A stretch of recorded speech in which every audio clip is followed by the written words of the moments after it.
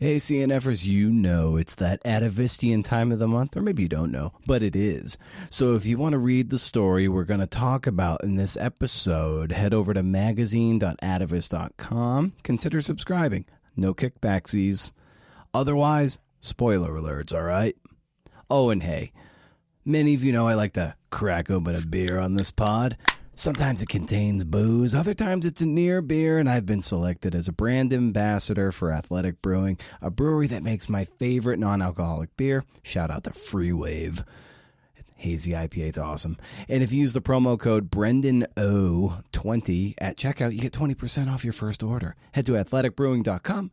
Order yourself some of the best non-alcoholic beer I think you'll ever drink. I mean it. Also, I don't get money. I get like points towards flair in beer, but no money. All right, so check that out. And some of you may or may not know that I do editing and coaching for people looking to maybe level up their books or their book proposal, essays, or maybe a long-form journalistic enterprise. You name it. A good editor sees things that you, the writer, can no longer see. And it's not your fault. You're just blinded. You're blinded by the work. I know what that's like. So if you're considering this kind of collaboration, because that's what it is, email me at brendan@brendanomera.com, hey, and we'll start a dialogue. And we're like, we're the only people who would, honeymoon with mosquitoes and blisters. But it was so important for us to go and do that, right?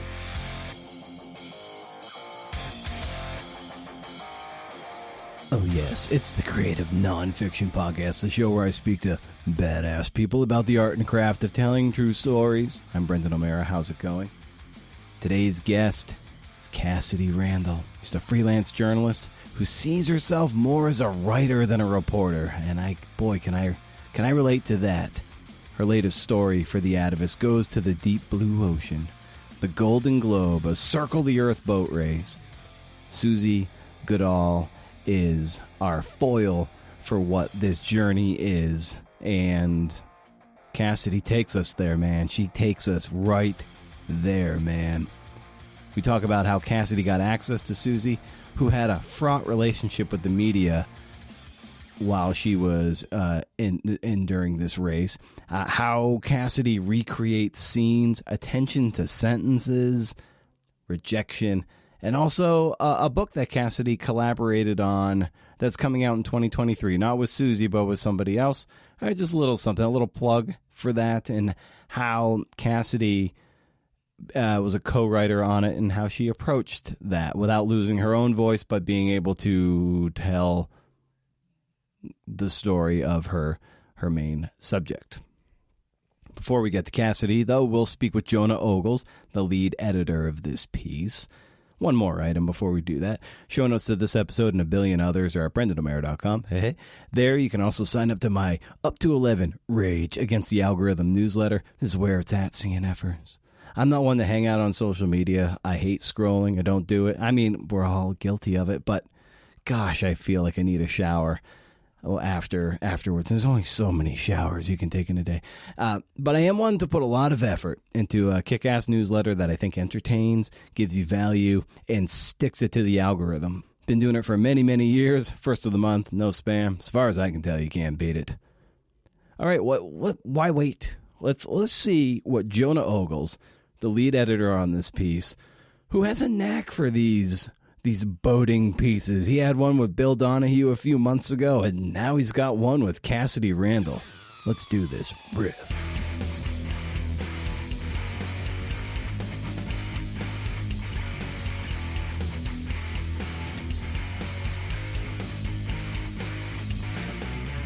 What struck me at first is like, if I had a harrowing boat journey story, should I turn to you to edit it?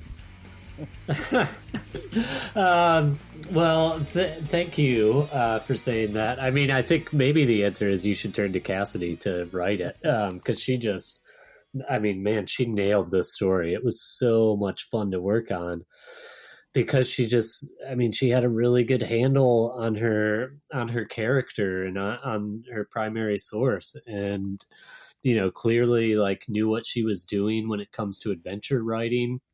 And I mean, man, there's just one of the things Cassidy and I talked about on this story is when you get a story this good. And I like, yes, the writing is good, but I'm just talking about pure narrative, the arc of the story itself, Susie Goodall's experience. When you get something like this, you just let it do its job. Like you just tell the story and you sort of get out of the way, except for the parts where you absolutely need to be there or do something or help explain something to readers, because otherwise it's just good. It's just good. Now, when I spoke with Cassidy, she said in one of the earlier drafts too, that there's this moment of like a rogue wave, big wave. It's one of the more chilling aspects of the entire story, of like you really feel like you're in the boat with Susie and you feel the presence and the power and the terror of this wave.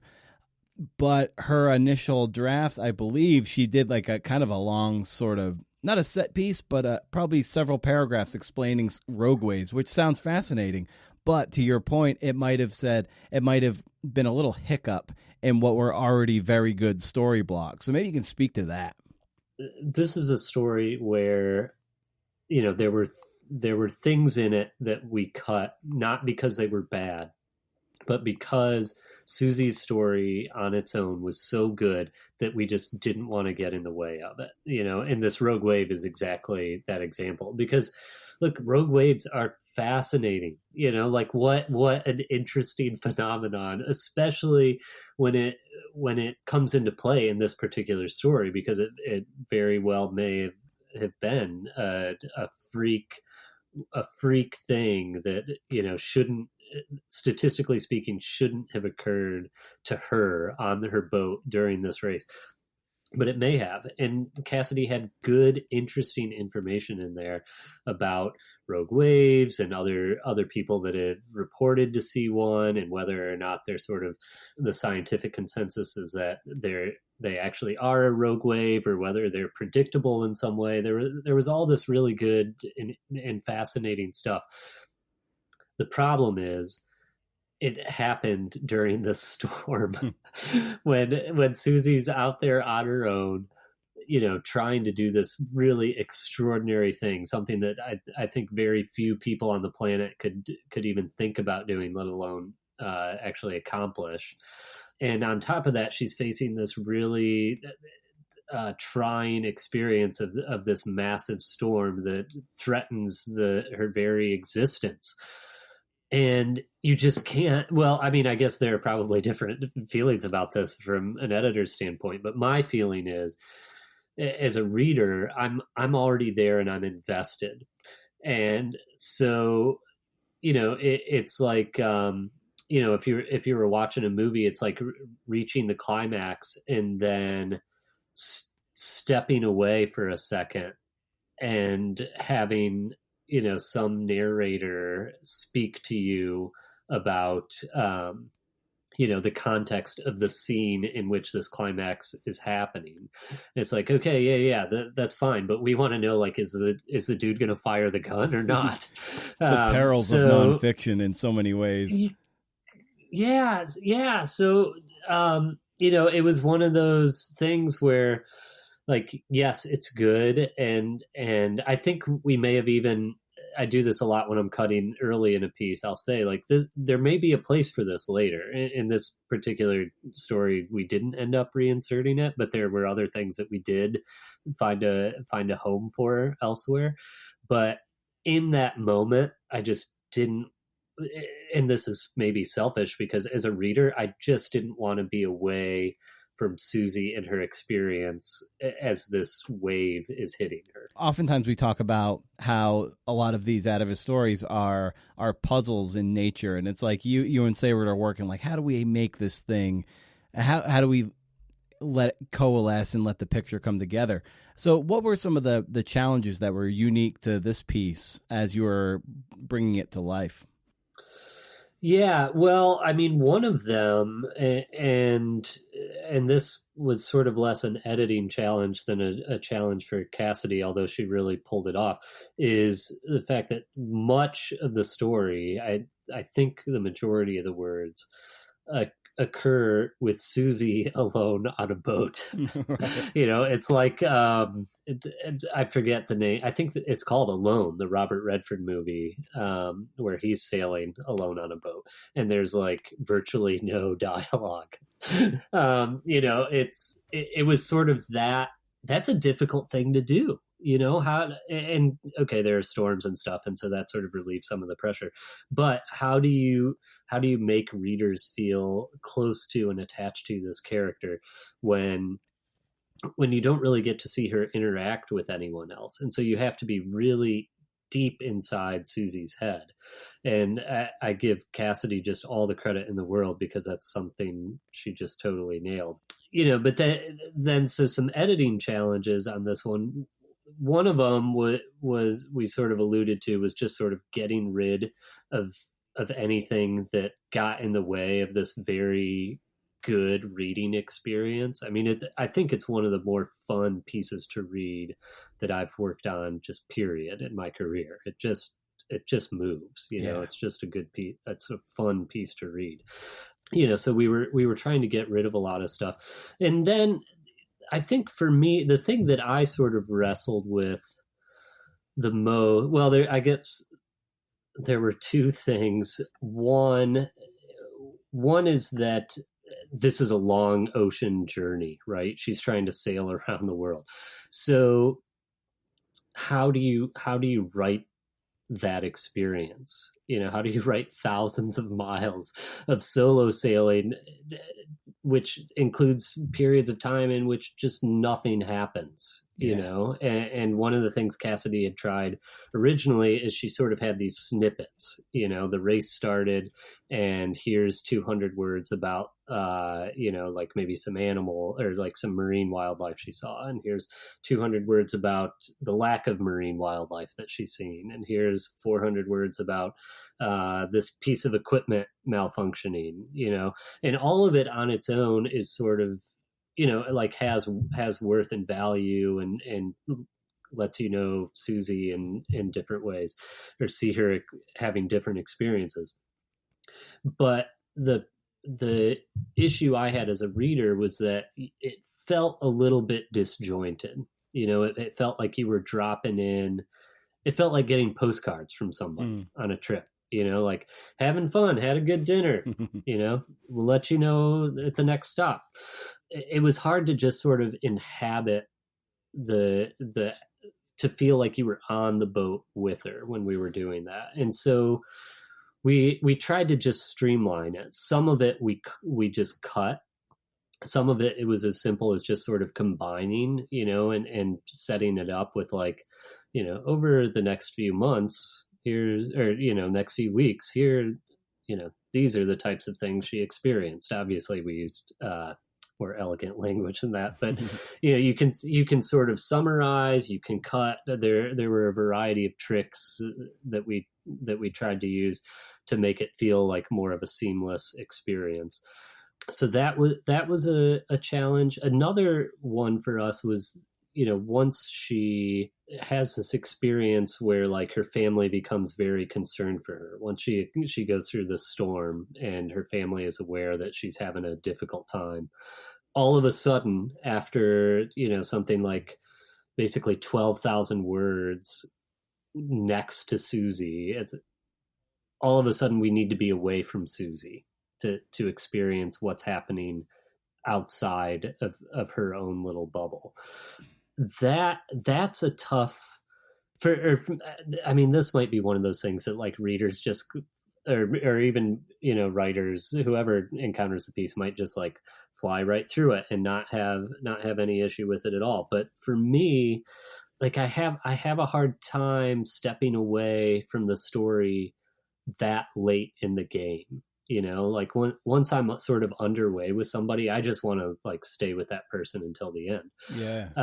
And so we had to, it was really just like a trial and error situation where like, okay, let's try dropping in with her family right here. And let's try 400 words. Like, how does that feel? Oh, not quite right. Let's move it. Let's shorten it up. Let's move it. Let's lengthen it. And we just sort of did that until it felt okay to us. And maybe it was just exhaustion. Maybe it's like working on a project all night and like the last sentence you write is the best one because you're like, okay, whatever, like I'm done with it. Yeah. But I think we got it to a point where you're never away from Susie so long that you've sort of forgotten where you are in the narrative.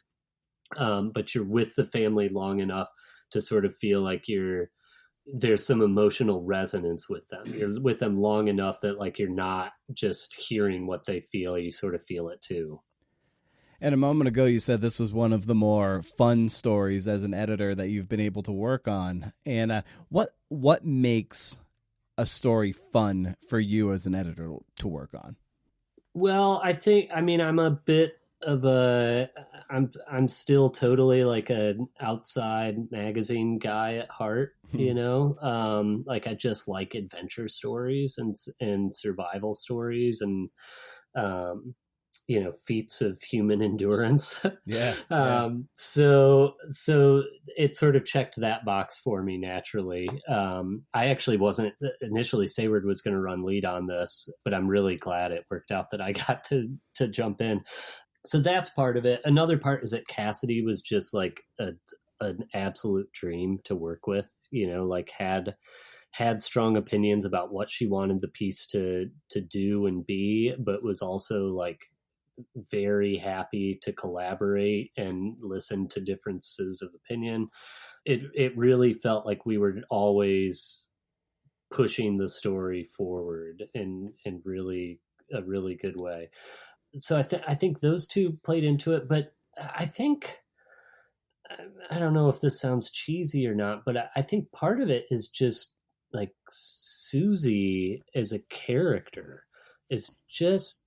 she's just a really interesting person, and in ways that I guess I struggle to put into words, but she is not only doing this interesting thing, but she has this interesting perspective about it. And she and Cassidy, maybe this is another testament to Cassidy, it seemed like they really had a good connection, and that Cassidy had a pretty good sense of how to convey Susie's thoughts and experiences in the story. And there are some pieces where you just, so many of the notes are about, can you get us closer to this character? Can you get us closer to this character? And that was never a note I had to give ever in this story. We were just close to her from the beginning. And that meant that everything else that we got to do was about delivering to readers sort of like maximum intimacy with Susie and her story. And that's when you're not really like reaching for material, it's just like play, it's just sitting around and playing with something until it works. Oh, that's great. The best way you can make it. Yeah, that's cool. Like, yeah, you've just got all the blocks are out and you're like, all right, let's build something cool. Yeah, totally. Exactly. Fantastic. Well, Jonah, as always, a pleasure. And this was a really gripping, fun story. Out on the water, a harrowing journey. Like you got to do Bill Donohue's the kayak thing across the Bering Strait. Yeah. And now you've got this one, this circumnavigating the globe with Cassidy's central figure. So as always, Jonah, a pleasure to talk. And we're going to kick it over to Cassidy now. Great. Thanks for having me, Brendan.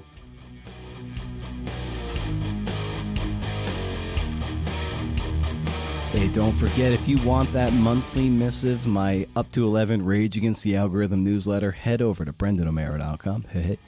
Cool stuff that I think adds value to your writing life and your writing journey.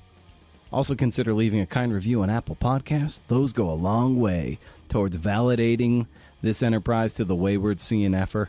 We can never have enough of those. So Cassidy Randall, she came here. She came to play ball. Let me get right into things, man. How she uses fiction to help her nonfiction, how she deals with rejection, and of course, the real reason we're here, her latest adventure story for The Atavist magazine. Huh. Great. I kind of wanted it to read more like fiction. So I'm glad to hear that, which, keeps me going more. Oh, for Even though I'm a nonfiction writer, I definitely am a fiction reader. So. Oh, for sure. Oh, yeah. That's always something I like talking about on this show too. Like, doing the narrative journalism that we're drawn to. Or the best is when it's verifiably true, but it does have the propulsion of something that feels wholly fiction. And that might be a great place to jump off. Given, like, what are some of the inspirations that you draw from, so you can synthesize pieces of this nature? Oh gosh, that is such a good question. Yeah, in preparing for this piece, I actually read some sailing books. So I read, The Long Way by Bernard Moitessier, about his journey on the Golden Globe, where he is such an interesting guy. Basically, is this sea mystic, and where so many of the other competitors in that original Golden Globe were just having this horrific time with loneliness and leaking boats and the weather and just dealing with a lot of mental stuff. He was just gazing at the aurora and watching dolphins frolic and all of that. And so in reading his writing of that whole journey, just to hear sort of the joy that he takes in the ocean, I thought was really, really interesting for me in kind of preparing for this. And then I think in terms of propulsion, particularly also in preparation for this piece, I read A Voyage for Madmen by Peter Nichols, which also chronicles, all of the logs of those sailors in the original Golden Globe. And I think is a pretty propulsive read if you're a sailor. He uses a lot of sailing terminology that, ocean people absolutely love. But if you're not a sailor, it might be kind of harder to get through that. But yeah, so I think in terms of sailing, those, but also, I do read a lot of fiction. And to me, I wish I could write fiction, honestly, but yeah. I have trouble personally getting through a lot of nonfiction books unless there's some sort of really compelling thread linking it. And so I think, to ask kind of what influenced me in writing this, I would just list fiction book after fiction book. It's like my entire upbringing of reading to figure out how to weave together several different arcs into a single sort of arc, I guess. Yeah. For a lack of a better non-repetitive word. What novels or short stories do you return to again and again? Good question. I am rereading some Louise Erdrich. I just think that her books are just incredible. She came to speak in Missoula recently. What do I return to? Oh my gosh, I reread Lonesome Dove by Larry McMurtry recently. Holy moly, what a tour de force. That's an incredible one. There actually are some nonfiction books that I have gone to for inspiration. And I just have forthcoming in February from Scribner. I worked with Oksana Masters to write her memoir. She's a 17-time Paralympian with this incredible, hard, vulnerable story. And I went back to reading Cheryl Strayed and how she dealt with trauma. I have read Crazy for the Storm, trying to figure out how he kind of used time to go back and forth between this really traumatic event and synthesizing his childhood with that traumatic event. So yeah, I guess to say that I don't read nonfiction is not correct. And I love your this was great. Just your Instagram bio. It just says writing stories on environment, adventure, and people exploring the bounds of human potential. And I was like, wow, that just about sums up your Atavist story here. It does, actually. Yeah, so true. Yeah, how did you arrive at it? Well, I followed, my family is a family of sailors. And so I personally have never been able to get into blue water sailing. I'm really, really active. I love the mountains. I love skiing, but my sister is an avid sailor. My dad taught us how to sail. My uncle's a sailor. We have friends who are, have their captain's licenses and sail all the time. And so I had a friend who had told me that the Golden Globe, there was a rerun of the Golden Globe, and she had been following Susie Goodall. She was particularly drawn to Susie, and kind of introduced the story to me. I pitched it around. My Time editor had really wanted a story on the race, and we couldn't fit it in. And by the time Susie had pitch polled, I ended up sort of reporting about her pitch poll for Adventure Journal. And then I had written about Jean-Luc Van den Heede's win of it for Men's Journal. So I was really familiar with the race. And I never, in reporting that story on Susie, I had noticed she never really talked to anybody about when she got back, there were no news outlets that had anything beyond her statement, which I thought was really interesting. And I kind of reached out last October, maybe November, but I was thinking about writing a book on women in sailing. And so reached out to her, had no idea she would check this email that goes through her website, and just sent a note that was like, I was really compelled by your journey. She talked about it for the first time just on this podcast called 59 North. And I had listened to that. It was the first time she talked about, what happened in the pitch pool. Told her that I thought that was really interesting and I'd love to just talk to her and see where she was in life now. And we had a lot of conversations before, she agreed to work on a story with me. And in the end, after she told me so much about what she had gone through and the whole journey too, like her whole spirituality arc, everything that she was seeking, I said, I really just want to write about you. Are you willing to do that? And it took a lot of trust. We built up a lot of trust together, I think, because she had some bad experiences with the way that her story was told. And so it's a really interesting piece. And I talked to Jonah a lot about this, about how, I am a reporter, although I consider myself a writer first, to be honest. And Atavist it's a media outlet, right? And so how do we avoid these pitfalls and avoid it being too navel gazy? So, that was definitely a challenge throughout, but I had known about Susie, and then in reaching out to her, I just was such a privilege to get to know her, and to get to hear her talk about this all on her own terms was just really powerful. And during the race, and as your story illustrates, Susie was really dangled out in front as this, the lone woman in the race, and just it ended up being a study in gender in media and why should this even matter when you're out there sailing? It truly is just a matter of skill, not gender. But she was dangled out there as this lightning rod to get attention for the race, of which she expressed her discontent throughout the story. So when you were lobbying her and getting that trust that you mentioned, how did you gain her confidence to be able to tell her story in the way that kind of honored her place in the Golden Globe? Man, I think that's almost something to ask Susie, but I actually did ask her that too towards the end. We spent so much time talking that I just asked her kind of what made her ready to tell her story. And she said it was really that she said she liked the sound of me, that it wasn't that I had some sort of thought out narrative in mind, and that I had wanted to hear everything that she had to say, essentially. And I think that, and, even as I was formulating some of these arcs, I would run things past her and be like, does this seem like what you were actually feeling? I don't want to mischaracterize the way that, because so much of this story, it feels like you're in her head. Yeah. And that's a huge sort of responsibility, right? And so I think the fact that I was really collaborative with her as I was thinking through how to tell it, even after we'd had hours upon hours of conversations, I think that made her feel more at ease too. So, I think that just spending the time is huge. And I think that I was really open. I wanted to hear what she had to say, and I never wanted to put words in her mouth. And I think that was a different experience for her than she'd had, not necessarily all the time at all. She's also very careful to say there were so many journalists who did want to ask me about actually sailing, but there were also so many.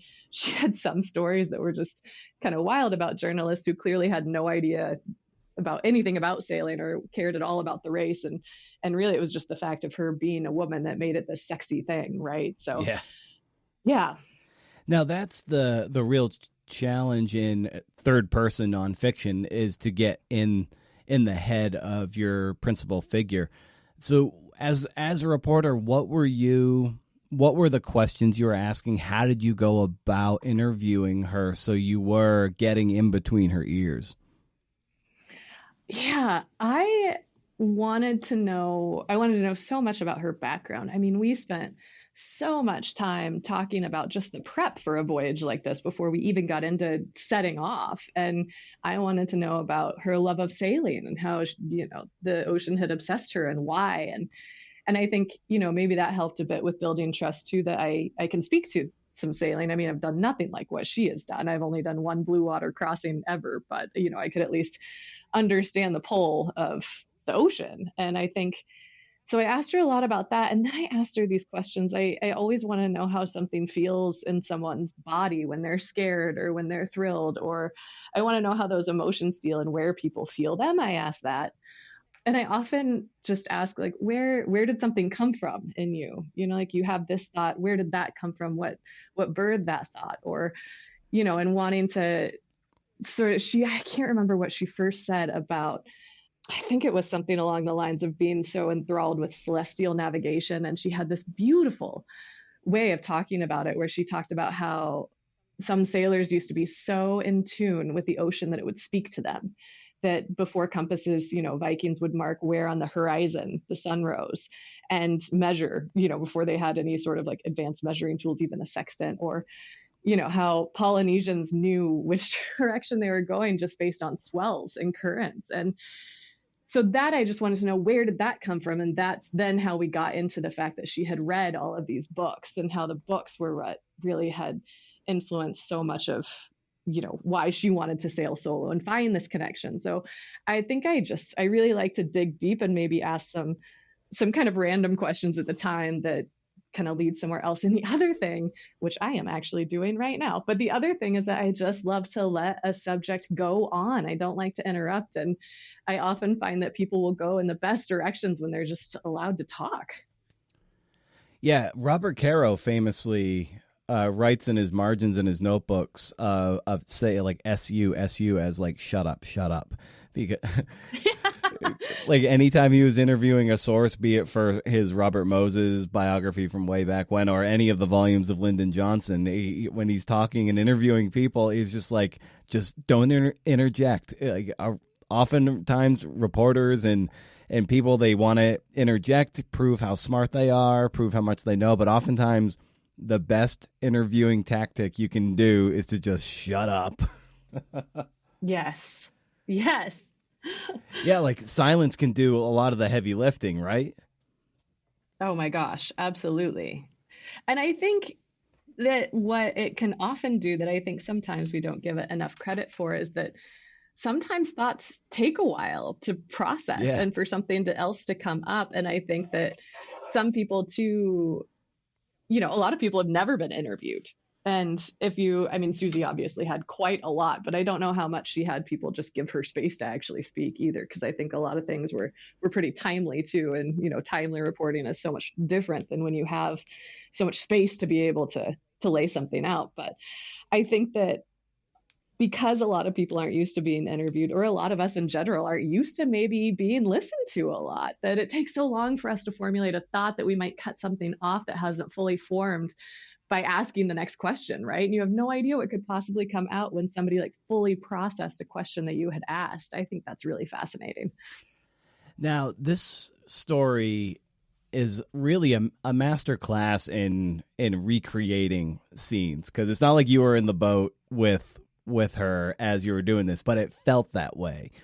And so how did you just we talked about already getting into her headspace somewhat and how you did that, but just how were you able to put, yourself, and by proxy us, the reader, in the boat with her and feeling our stomachs drop as she's on top of a 30-foot wave or taller? Like, let's just talk about how you went about doing that degree of recreation.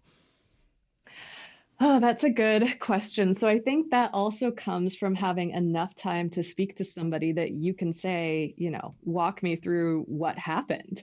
And you're not always lucky enough to have someone to be writing with somebody or about somebody who remembers so much, right? And honestly, if she hadn't written down what happened to her during the wave and after, she wouldn't remember that either. But she did remember so much of the actual voyage and the prep, which is incredible. But I really like to spend a lot of time saying, tell me what happened. Do you remember this? And if there's a detail that, I want to hear about that maybe gets a little glossed over, I always make time to go back. I'm constantly writing these notes that say, go back to this one thing. What was this? Be sure to follow up on this. And so I think it's just a series of questions. But I also think that I am outside quite a lot too, and I've been in a small sailboat. I have experienced sort of some things that are kind of similar to what Susie experienced in different mediums. And so I think it's really helpful when you can speak to how it feels to be so close to the elements and how it feels mentally and emotionally, and that idea of fear and that idea of flow state, which is when you're so ultimately present in a certain task that you completely transcended your ego, you have completely transcended any sense of time. It's like this sort of crazy sense of meditation, which is often driven by fear. Like that's why we see so much of that in adrenaline sports. And so I think having some sort of grasp of that is helpful in me being able to portray that. Like I felt my stomach drop like that before, that's not because I've seen an 80-foot wave or been involved in one, but I think it helps so much to be able to write from your own experience, but then be able to run that past somebody and say, does this translate? Does this sort of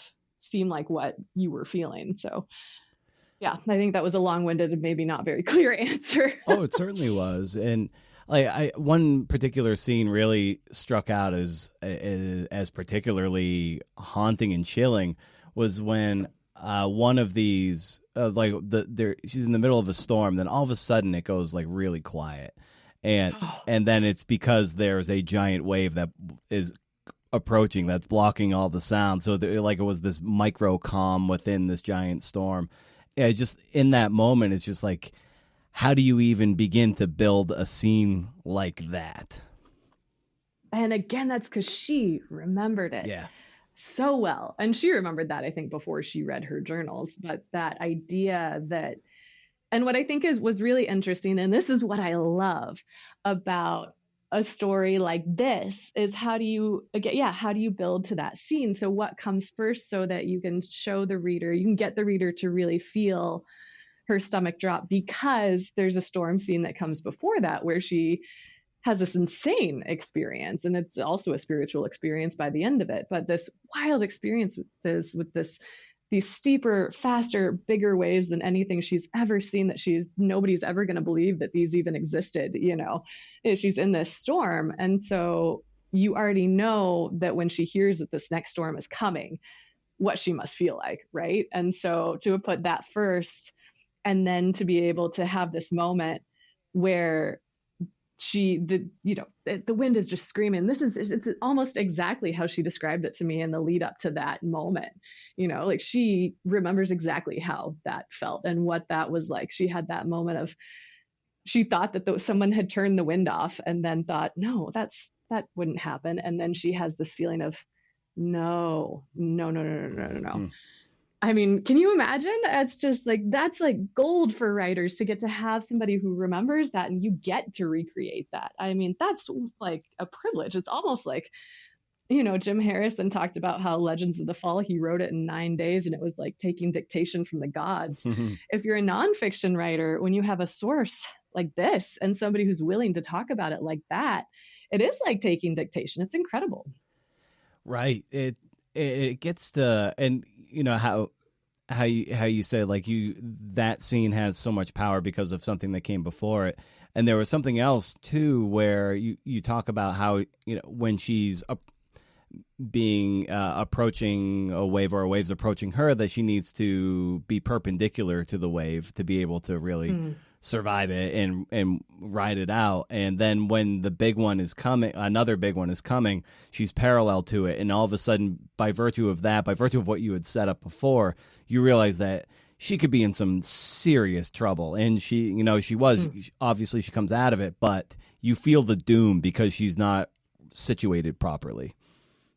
Or what's interesting about this, and this is where, if she were willing, I would love to work with her to develop this into a book, because there's so much more you could talk about, was that she actually did, because she had her drogue out, which is supposed to position the boat in the safest way. So she actually was positioned well. It was just that wave was so enormous. And this is something we actually ended up kind of cutting from the piece because it wasn't something necessarily that everybody needed to know. I just found so fascinating, which, as an aside, I learned so much working with Jonah as the lead editor and Sayward on this piece about pacing and how much you need in a story this size. But was this idea, like her trying to figure out how big the wave must have been to have broken her drogue like that. I mean, the shock load on those things are nuts. So it was this enormous force, this incredibly violent wave that even though she was in the right position and had done everything right, this thing was just so huge. It was a rogue wave, essentially. She thinks it was likely, she's very careful to say, I'll never be sure because I didn't see it. I was below. But she had this whole thought process where she thought about this moment it must have taken for all three of these messy swell directions to meet up to create this one mighty wave that, if her mast was 45 feet tall and it silenced everything above that. I mean, this is just phenomenal force. It's incredible. Right. And she, like, in the course of this story, given that she seemed like such a really thoughtful person and someone who thinks deeply about what she does in her craft, she very well could have done like maybe her own personal account of this and written it herself, or had somebody like you kind of like write it for, co-write or ghostwrite.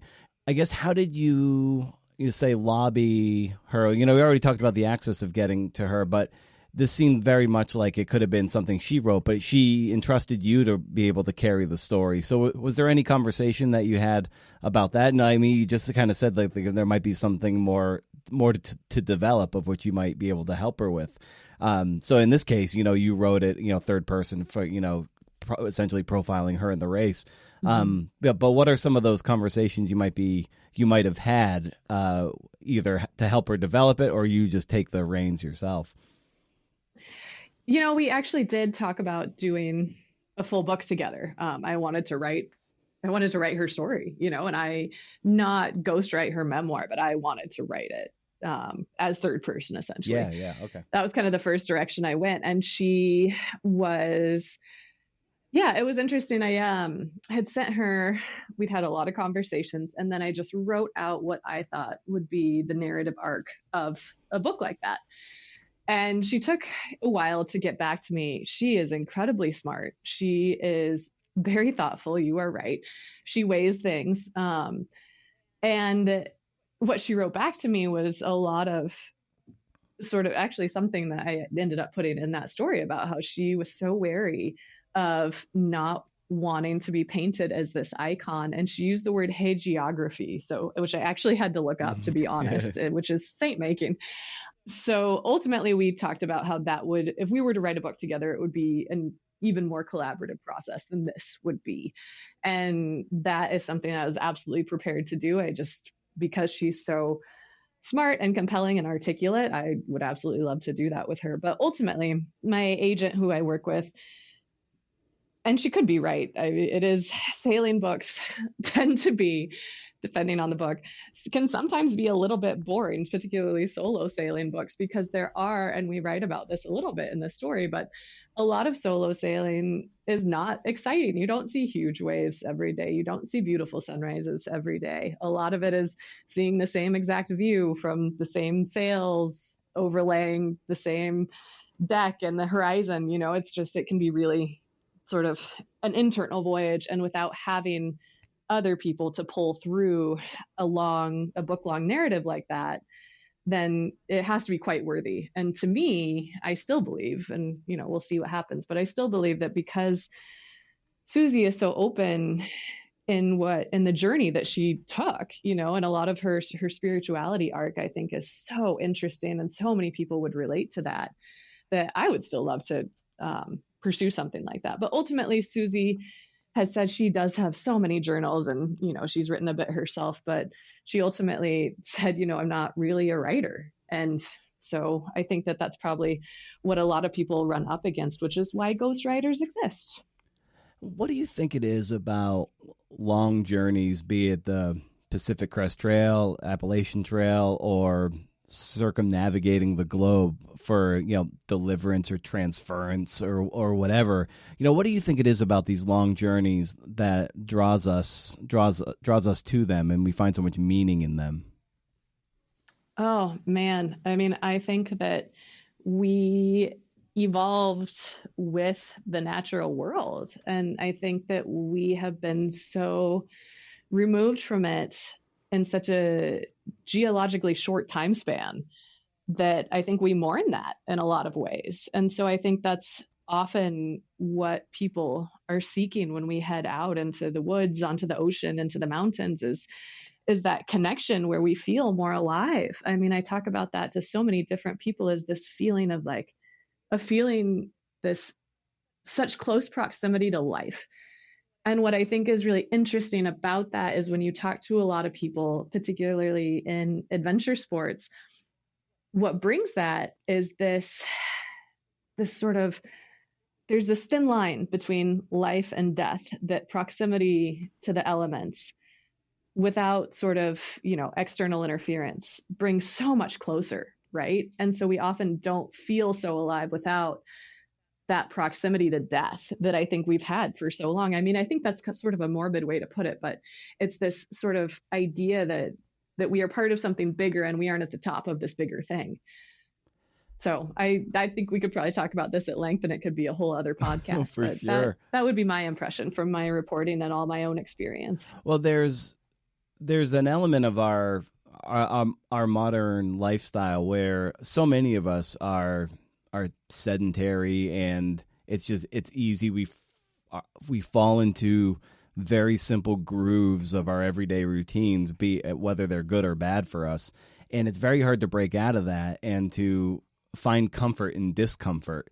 And I think that's really at our core, to be able to push our physical limits, but there's just a lot pulling at us not to do that, be it social media, be it television. But it's hard to break those chains. And maybe you, as an outdoor person, like, maybe you can speak to that. Like, how do you try to make a good partnership with discomfort, so you don't fall into, the grooves that can, turn our hip flexors 90 degrees and we're like hunched over by the time we're 75. It's such a good question, because you think that just being a writer means that you get to go out or a reporter, any of these things, especially if you're an environment or an adventure writer, that you're always out experiencing all these things and reporting in the field, and you're hunched over a computer so much of the time.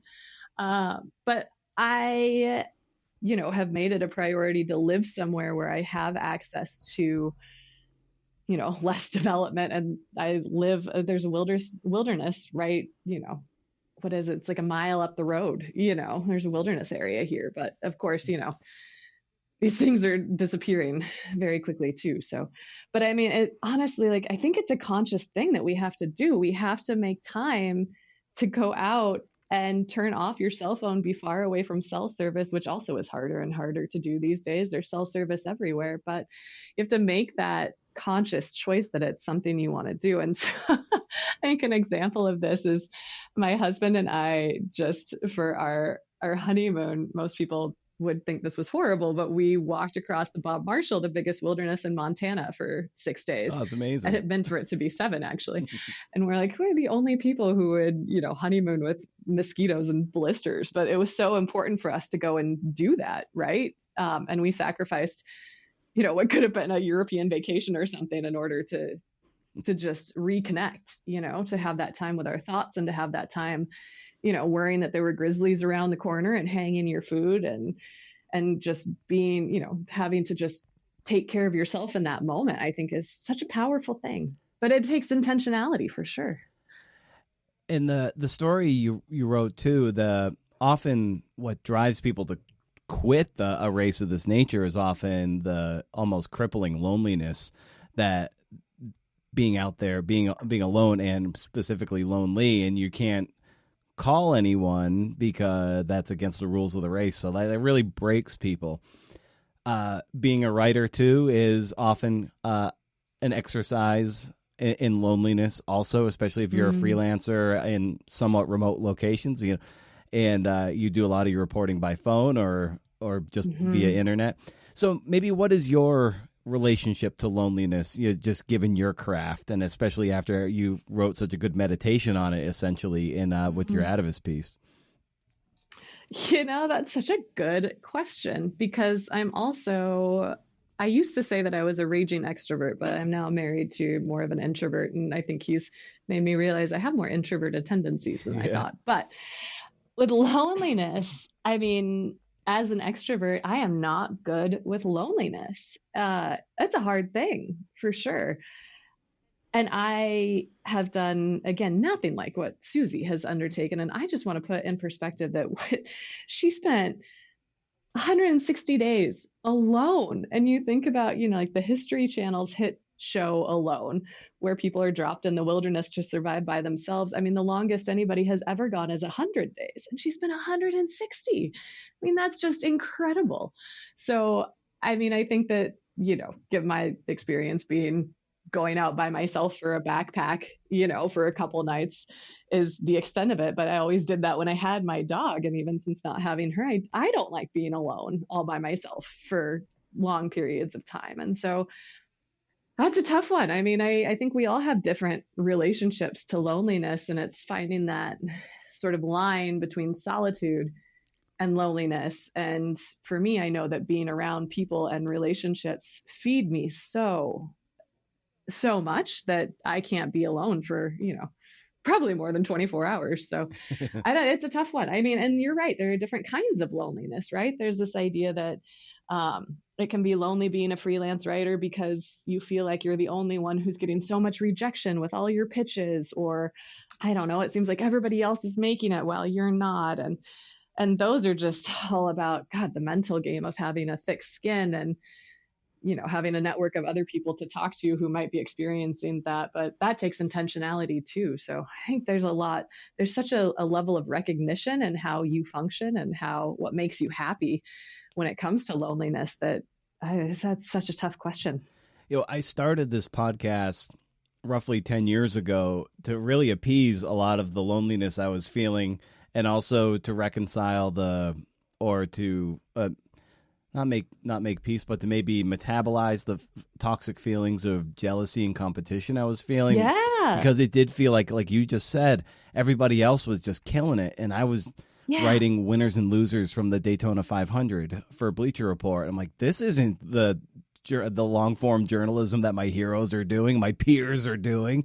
And so it took a lot of coaching of just like self-coaching through the show, really, to like maybe I've got it all wrong. Maybe I need to try to celebrate other people's work and have these kind of nourishing conversations to realize that we're all kind of wrestling with these feelings, and we can look beyond the veneer and the blow-dried version of social media and get to the crux and the ugliness that we're all dealing with, and be like, oh, okay, I'm not really alone in this endeavor.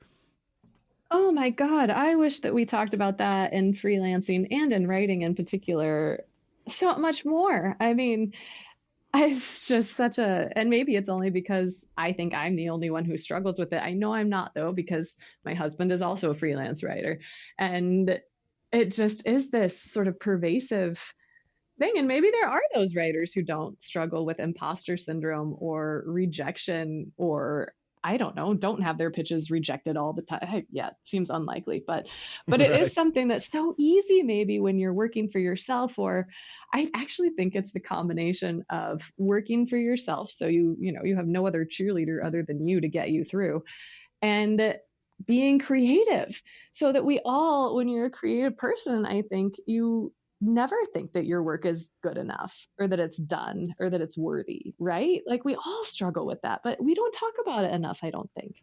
Oh no. And then when you're just seeing on Twitter or something, like everyone is just getting these great prominent bylines, and you're like, damn it. Yeah. Like why am I'm struggling here too. I'm spinning my tires in the mud and I can't do this. But there's also any number of writing gigs that people have that they're not tweeting about that actually subsidize some of those more prestige pieces. Oh my gosh. Right? Like, and no one really talks about the writing we don't tweet about. That is such a good point. Or the other income. A friend of mine who is a great writer, she's an award winner. She has told me that she couldn't write without the income from her Airbnb, right? Or yeah, the people who were, you know, writing for some weird company on the side to make the narrative reporting work, or the person, I actually have had a lot of people tell me that they couldn't freelance write unless their partner was making good money, Yeah. you know, that they would never be able to make that work.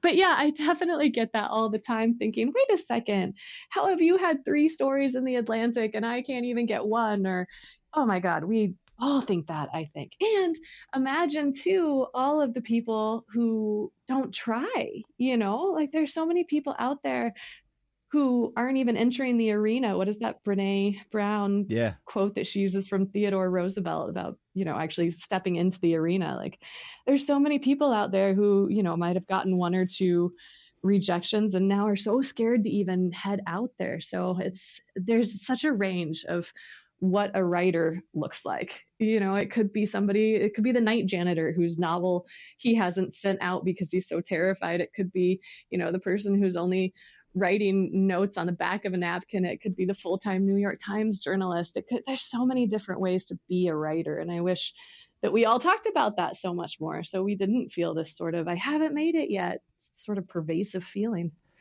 How have you made peace and even embraced rejection? Oh God. uh, I have not embraced rejection at all. That is so hard. I have to say that I pitch less, quite honestly. I have decided that I have to be really judicious about sort of what stories I actually want to pitch.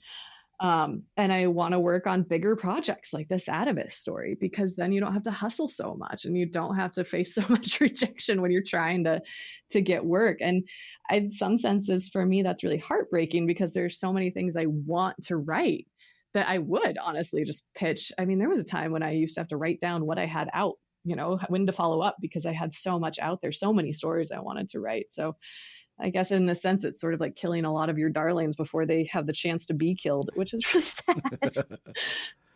Yeah, I've come to, maybe it's just because I deal with rejection so much in the form often of silence, which is the worst rejection the worst. Of all. But I've come to see rejection as almost as a gift, because mainly because, and this is just my own Jedi mind trick on myself. It's anytime it's rejected, or let's say anytime it finally is accepted, I'm like, oh wow, this is where I feel like it should be. Like, this wasn't, when I pitched this 5 other times, it was definitely not as fully formed and fleshed out, but now it seems good. And like, if it had it been accepted 5 times ago, it wouldn't be nearly as good. So thanks for those 4 other rejections, because now it's stronger because of it. So I don't know. That's my own mind trick with it. And oftentimes I feel like, oh, I'm actually glad it got once it's accepted. I'm like, I'm actually kind of glad it got rejected all those times, because it wasn't there yet. I jumped the gun, but now it's good. That is a far healthier mindset than the one I've had. I'm going to start adopting that. Something that struck me about your Atavist piece too, right off the bat, and I'm going to read just the first sentence here because I think this piggybacks on a lot of things that we were talking about already. And you write, in the heaving seas of the Southern Ocean, a small red-hulled sailboat tossed and rolled at the mercy of the tail end of a tempest.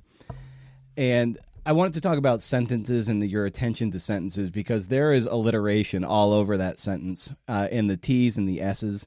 And to me, it seems like there was a lot of attention put into the wordplay and the word construction of that sentence. So what is your, eye for detail when you're starting to construct sentences of that nature? Let's see. I actually try to avoid too much like outright alliteration. I think that could be kind of annoying, even though sometimes you find yourself thinking, oh no, this sentence actually works if I said the savage storm sinking. Right. Oh, I don't know. There was a lot of those S sounds are like tucked into the middle of words too. It's not like every word starts with the letter S, but I noticed it as I read it. I'm like, oh, it's hitting my ear in that way. And then, of course, like, at the very end, it's the, the tail end of a tempest too. And that has a nice rhythm to it.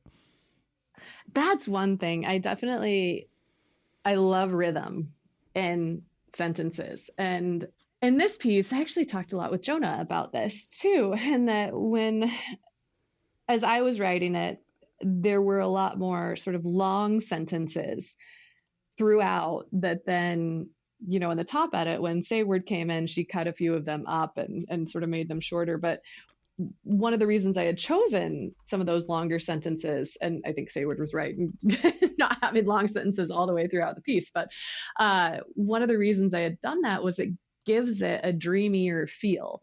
And that was the feel I wanted for this piece. I wanted it to feel sort of dreamlike. And so that's why that sentence starts out long, right? So that you have this long time to be in this moment. And then I think, you choose shorter sentences and sentence placement, right? I'm such a big fan of being really sort of strategic about where you have a short sentence that stands all on its own in a bunch of white space. And then I try to avoid, I don't always make this work very well, but I try to avoid too many qualifiers. In a sentence, that one does have a lot of qualifiers though. But yeah. And then I have learned a little bit. So I don't have formal training necessarily in writing. I have a bachelor's in American literature. So I have a formal training in reading, which is fantastic. When I discovered that was a major that you could actually do, I was thrilled. And then I have a master's in environmental studies. And so I don't have formal writing training, but I've learned a lot about the sounds of words. And when you want words to convey an emotion or a feeling, or how to use them to get that stomach to drop, or if like the way that a word sounds, it sounds like it's a really harsh thing that's happening. There were certain times when I was being really nitpicky that I'm sure the editors were like, are you serious? When I, figured you was too casual a word to be using in this moment. You need to use a different word, so sometimes it can be a little bit of a curse, I think, to be nitpicky and maybe not the best thing. You said in working with Jonah and Sayward that you learned a thing or two about pacing. And so maybe you can speak to that and how you parsed out the big set pieces, the big details. So even though this isn't a literal page turner, it's more of a page scroller. So like we keep on swiping up as we want to keep reading this piece as you're going. Yes, I told both of them that I wanted this to be a learning experience. I wanted to use this story editing process with them and the Adavists to learn how to elevate my craft. And they both were very open to that. And they actually have the time to do that and are very willing to do that, which I've thanked both of them, but it's rare to find editors who have time to do that these days. So it's a huge, amazing experience if you want to learn as a freelance writer. And so so one of my first conversations with Jonah, I was talking to him about pacing. And originally, there's the passage that she has this thought where this enormous wave is about to hit her. It all goes silent. And right before it hit her, I had a passage in there, probably like 200 words, a passage in there on rogue waves. And which I find absolutely fascinating. I want to know more about rogue waves, and I want to know where they come from. And there is a dreamlike and weird mythology around them as well that nobody even thought that they existed. They thought they were just fairy tales up until very recently, because nobody survived them. So people who had, there was nobody who'd actually experienced one, seen one, to live to tell about it until like the 1880s. And there was a scientist who experienced one. So anyways, I had about 200 words in there.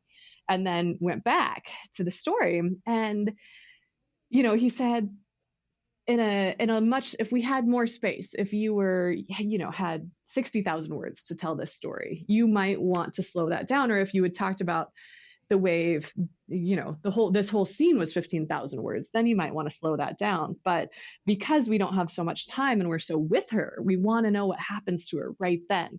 But I also think that's it's a hard thing when you're actually in the piece writing it sometimes to know where that is, because you're so close to it, which is why having, a first reader probably is so helpful, or a great editor is super helpful. The other thing that I thought was really interesting that I learned that I had never known was that essentially, because I had a few sort of shorter sentences, the way that I had written her journey originally when she set off, which is basically all of part 2. I'd written it more in like very short sort of vignettes. And I had done that because I wanted to convey that not much really happens when you're sailing, right? And that when it does, it happens in these short bursts. But Jonah had this great point that you can't really expect your readers to trust you at that point. They haven't seen that throughout the rest of the piece, right? And so it feels really off when you're suddenly dropped into just a bunch of short passages as opposed to these very long ones that really immerse you. And he said that readers typically take, I think he said around 750 words, not all the time, right? This is not like the full blanket statement, but in general, take about 750 words to really drop into what the writer wants them to feel and what the writer wants to tell them. So that was huge for me to understand too, I think, in terms of pacing and passage construction. And, as we kind of wind down here, I know you've got, the book coming out with Oksana Masters, yes, coming out in the winter, but yeah, it looks like February 2023. Yeah. Mm-hmm. So when you're helping someone else tell their story, we kind of talked about that with as you were reporting out Susie's, but like for a book length thing of this nature, when you're helping someone else tell their stories, what's that process like of co-writing or even ghostwriting something with someone like Oksana? Well, I hit the jackpot with Oksana because she is so humble and she is also quite articulate. And the reason she wanted to tell her story were so selfless. Like she almost didn't really, she had a lot of sort of nerves around telling that story publicly. I mean, there's a lot of trauma and it's really vulnerable. And so, yeah, she just had such pure intentions around why she wanted to tell that story. And she had to be very clear on what they were for herself too, to be comfortable with telling it. And then she also is another one, even more than Susie, but she remembers things just like from when she was 13, 14 with such clarity. And she remembers what things felt like in her body with such specificity that it's so amazing. And the way that she describes things is just really incredible. And you don't get to run up against somebody like that all the time. And I think the other thing that was, I'm so grateful to Oksana for was that she gave me so much freedom to get into her head and said, I just like take this and write it, and she really trusted me to do a good job with that, and she didn't micromanage it really at all. And I think what we were able to do kind of actually surprised a lot of people. In the end, I don't think anybody expected her to be so vulnerable, or to be able to, for us to be able to pull the things out of her story that we did. So all of that has to do with the fact that she was willing to be so open, but you don't always get that as a ghostwriter, I don't think. I mean, she's my first experience doing that as they call it a contributor now, which I think is so interesting. But she was my first experience doing that. But I mean, I have read a little bit about, how Moringer and Agassi worked together on Open, and it was nothing like that. Like he went line by line with Moringer on that in the end. And, Oksana really let me create her world based on what she told me. And the only reason I was able to do that is because she told me so much. So that was a really incredible and probably unique experience. And I think she probably ruined me for any other ghostwriting or contributing or whatever you want to call it. What becomes the challenge for you to write in somebody else's voice, if that ended up being the case with this? I think with that one, it was wanting to interject my own style of writing, for sure, where I think, no, that's me, that's not her. And to be able to recognize that, I think was really, really helpful. And she has such a strong voice, though, that it was fairly easy for me to figure that out now and then.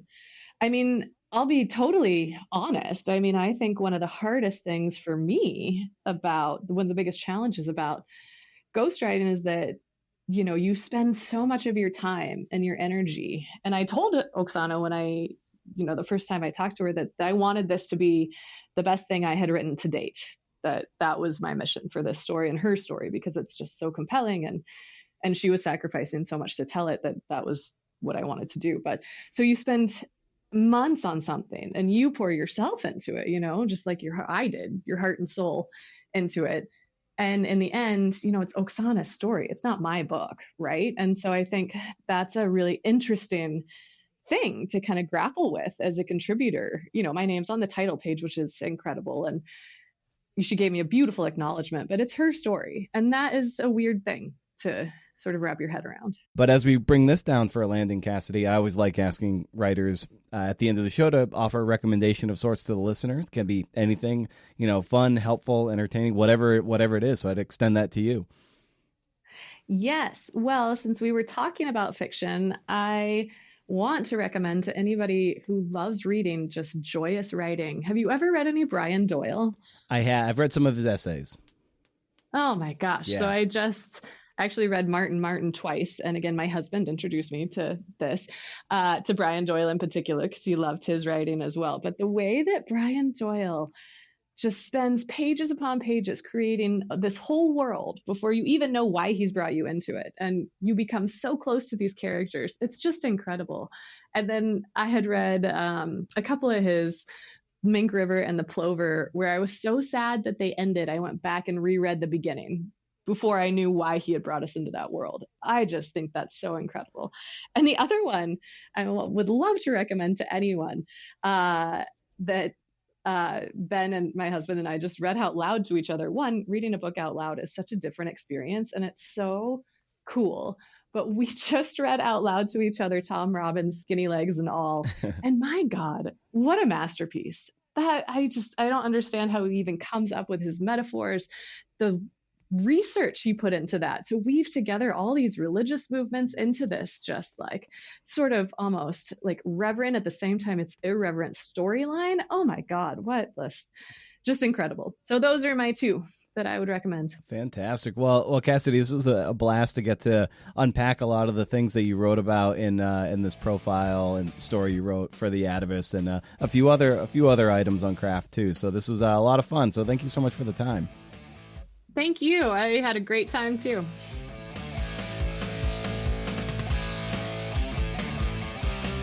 Oh, and so we've come to the end. Thanks again to Jonah Ogles and Cassidy, and to you, the listener. Link up to the show on social media at CNF Pod or at Creative Nonfiction Podcast on Instagram. If you do, I give you mad digital props with a James Hetfield GIF of my choosing. So I was recently interviewed by a journalist writing a piece about social media and the insidious nature of algorithms for a newsletter or something. I'll link up to it in my Rage Against the Algorithm newsletter. Coming up in a couple days. Actually, if you're listening to this on a Friday, it's coming out tomorrow, October 1st. This woman, Jana, I don't know how to pronounce her name. I'm so sorry. I'm going to say Jana, but it could be Jana. Let's go with Jana. She came across my newsletter when I was a guest on Allison K. Williams' Writer's Bridge, where I talked about being a podcaster and how to be a good guest on a podcast. And one of my great beefs with people is when they overemphasize social media. It's this. It's like a lot of people put too much energy into getting good at a social media platform, whatever that means, and it's a titanic waste of time. And the thing is, you might get good at it, and then they change the rules, and then you're screwed. So what can you do? Like, we've largely been duped into thinking that we need this robust social media following to be attractive as authors seeking representation or publication. So what do? I mean, you waste all your time. You could waste all your time on Twitter trying to get followers, trying to write some witty thread or dunking on someone and trying to win the internet for a day. But sooner or later, you're going to get gobbled up by the endless timeline of nonsense and bullshit. But what you should be doing, and it's harder to put into practice, I think. It's easier to say than to put into practice. It's what I've been experimenting with, and I'm putting together a talk or a presentation of sorts on this experiment. You should be writing a killer essay or just pitching to several prominent publications. And then in your tagline, of course, you are linking back to your website where you hopefully collect emails. be it for a newsletter or just an email list to keep people abreast of what you're up to. And these are people who are obviously, if they read something you wrote and then they're taking the effort to go back to your website, they're interested in what you have to say and what you have to offer. Then by extension, here's the thing. I think your social media is going to grow without having to try to hack your way to social media growth. And you'll have stuff worth promoting. You'll have stuff worth saying. You'll be better at your craft. Frankly, the more widely you publish, the less you'll need social media because people will just start seeking you out as an authority or a source of entertainment. And isn't that what you wanted in the first place? To be a writer whose work is read? That's what I thought. So stay wild, CNFers. And if you can't do, interview. See ya.